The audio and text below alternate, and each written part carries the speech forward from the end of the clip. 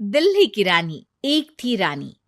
क्योंकि राजा की मौत एक हादसे में हो गई थी, रानी को ही राज्य संभालना पड़ रहा था। रानी का नाम था रानी रश्मिवती। रानी ईमानदार थी और प्रजा की सेवा में लगी रहती थी। एक दिन उसके दरबार में 3 नौजवान आए, रमेश, सुरेश और दिनेश। कहो, क्या सहायता कर सकती हूँ मैं तुम्हारी?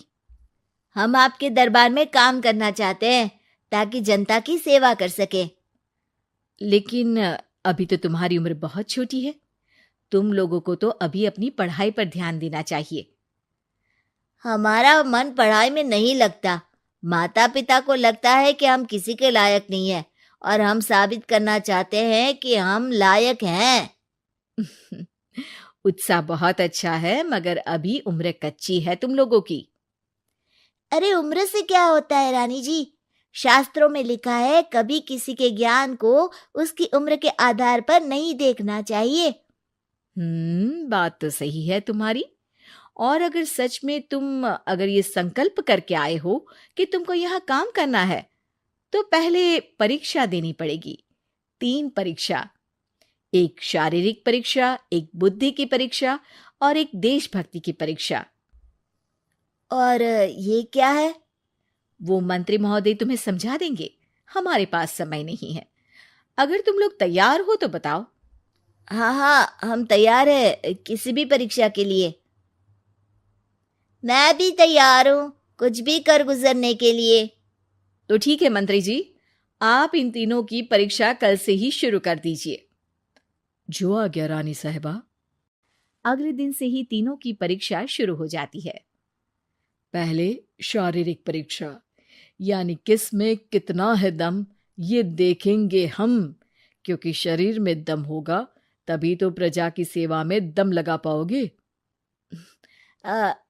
हमें क्या करना होगा? वो पेड़ दिख रहा है, जो सबसे पहले चढ़ेगा उस पे दरबार में नौकरी पाने के अवसर उसी के बढ़ जाएंगे। मैं चढ़ता हूँ। अरे रुको रुको, गिनती गिनने दो। 1, 2, 3। 3 की गिनती के बाद रमेश और सुरेश भागकर पेड़ के पास गए, मगर दिनेश आराम से पेड़ के पास गया। जैसे ही रमेश और सुरेश आधे पेड़ तक चढ़ गए, दिनेश ने उन दोनों की टांग पकड़ के उन्हें नीचे गिरा दिया और खुद पेड़ पर चढ़ गया। दिनेश की जीत हुई। अरे लेकिन इसने बेईमानी की। बेईमानी नहीं की, बुद्धि लगाई। शरीर के दम के साथ दिमाग में भी दम होना चाहिए। क्यों मंत्री जी? हाँ हाँ, बात तो तुम्हारी सही है, लेकिन बात अगर बुद्धि की है तो बुद्धि की असली परीक्षा हम कल लेंगे। शाम को जाकर मंत्री रानी को सब बता देते हैं। यानी दिनेश उन सब में ज्यादा होशियार है। जी रानी साहिबा। अगले दिन तीनों की बौद्धिक परीक्षा का समय होता है। आज हमें क्या करना है मंत्री जी? थोड़ा सब्र करो, कल जल्दबाजी में ही हारे थे तुम। सही कह रहे हैं मंत्री जी। अरे तू क्यों ज्यादा बोल रहा है? तू भी तो हारा था ना कल। ए दिनेश, ज्यादा होशियार मत बन। अरे अरे अरे, लड़ो मत। आज की परीक्षा पर ध्यान दो। आज की बौद्धिक परीक्षा में ये कुछ बोरे हैं, कुछ में नमक है और कुछ में रुई। जिसको जो ले जाना है उठा लो। देखते हैं कि कौन जल्दी से कोई भी एक बोरा नदी के उस पार लेकर जाता है। समय शुरू होता है अब। तीनों बोरों की तरफ बढ़ते हैं। सुरेश, नमक की बोरी भारी है, ले जाने में मुश्किल होगी। हाँ हाँ, सही कह रहा है, रुई हल्की है, हम दोनों रुई लेकर चलते हैं। अरे भाई, मैं तो नमक लेकर जाऊंगा। रमेश और सुरेश ये सोचकर हंसते हैं कि आज तो दिनेश हार ही जाएगा। दौड़ शुरू होती है। 1, 2, 3। तीनों नदी की तरफ भागते हैं। रुई में वजन कम होने के कारण रमेश और सुरेश आगे निकल जाते हैं और दिनेश थोड़ा पीछे। पर जैसे ही वो सब नदी में जाते हैं, दिनेश की बोरी का नमक गलने लगता है और वजन कम हो जाता है, जबकि रमेश और सुरेश की रुई में पानी भर जाता है और बोरी का वजन बढ़ जाता है। अरे ये इतनी भारी क्यों हो गई रमेश? अरे मुझे क्या पता, शायद जादुई बोरी है।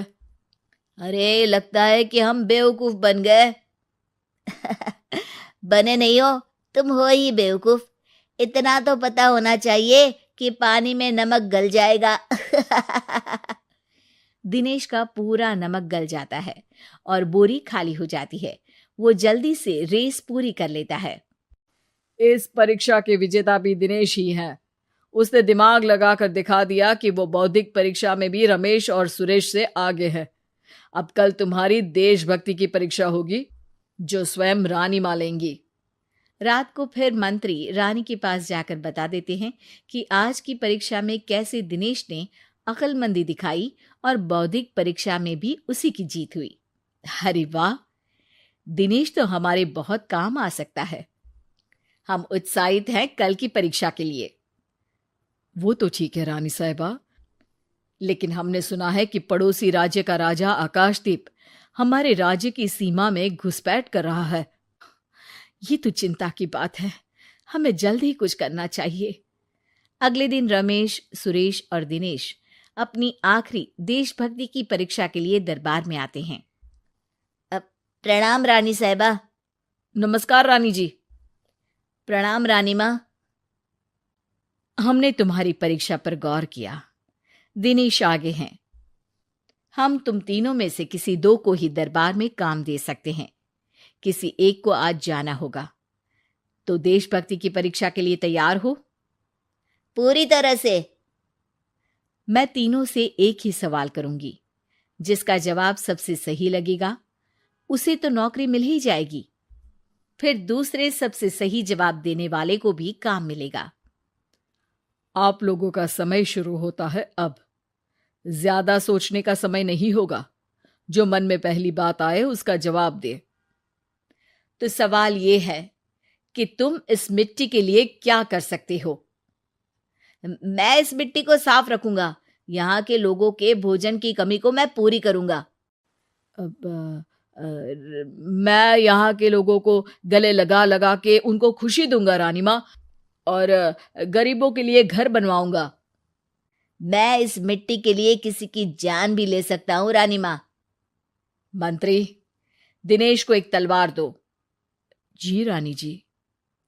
दिनेश, पड़ोसी राज आकाशदीप की जान तुम्हारे हाथ में है। जाओ, अपना काम पूरा करो। आज रात को तुम उस पर हमला करोगे जब वो सो रहा होगा।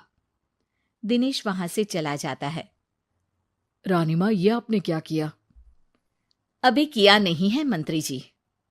आप आकाशदीप को संदेशा भिजवाओ कि पड़ोसी देश का एक कातिल रात को उन पे हमला करेगा और दिनेश को पकड़वा दो। अरे ये आप क्या कह रही हैं, और क्यों कर रही हैं आप ऐसा? राजा को लगेगा कि हमने उसकी मदद की, उसकी जान बचाकर। वो हमारे राज्य का पीछा छोड़ देगा और हमारा एहसानमंद हो जाएगा। और दिनेश का क्या होगा? इस राज्य को दिनेश जैसे शातिर और लड़ाकू लोगों से ज्यादा जरूरत है, ऐसे लोगों की जो लोगों को खाना खिलाने की और खुश करने की बात करे। और ये गुण सुरेश और रमेश में है। इन्हें नौकरी दे दो। दिनेश बहुत चतुराई से नौकरी हड़पना चाहता था, जिसके लिए उसने रमेश और सुरेश जैसे दोस्तों का भी नुकसान किया। पर रानी ज्यादा चतुर निकली। उसने एक तीर से दो निशाने लगाए। दिनेश जैसे खूंखार युवक को राज्य से बाहर करवा दिया और पड़ोसी राजा आकाशदीप को अपना एहसानमंद कर लिया। पूरा दरबार रानी की जय जयकार कर रहा था।